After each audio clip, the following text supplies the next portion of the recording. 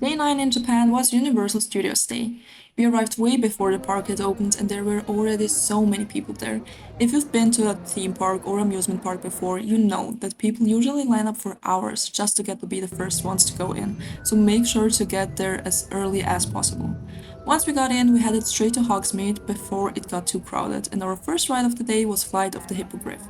We went there first because it's one of the more popular rides, and we knew that the waiting line would be way too long later on. Even though it was already crowded at this point, it still felt magical. Just seeing all the shops and hearing the music made me all emotional because I grew up watching Harry Potter and still to this day rewatch it every fall or winter. Afterwards, we headed to Super Nintendo World because we had a time slot reserved. When it gets too crowded in the park, they close off the most popular worlds and only let people in who have reserved time slots. I think they call it area time ticket, code, or something like that. I was in awe when I entered the Super Nintendo world. It really felt like we stepped into a game. We even saw Princess Peach before entering one of the rides. This one was the Mario Kart ride inside Bowser's castle. It was such a fun and interactive ride, and we even got to wear Mario's hat. There was a Mario coin machine, so of course I had to get a Mario Kart coin afterwards. Just look how cute it is. We then went on Yoshi's Adventure, which is a kid's ride, but I recommend it if you want to see the whole world of Super Nintendo from above.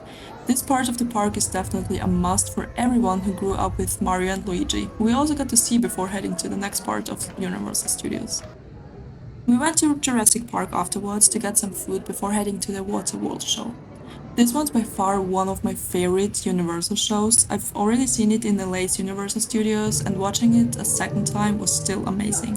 I highly recommend checking out at least one of the shows while you're at the park because it's entertaining and you get to rest for a bit in between rides. After we were done with all the rides, we decided to stroll around the park and actually enjoy everything without running from one ride to another.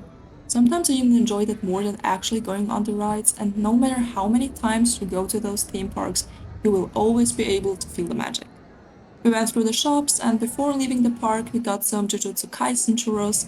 However, they only looked nice, they were a bit tasteless, and they were hard as a rock.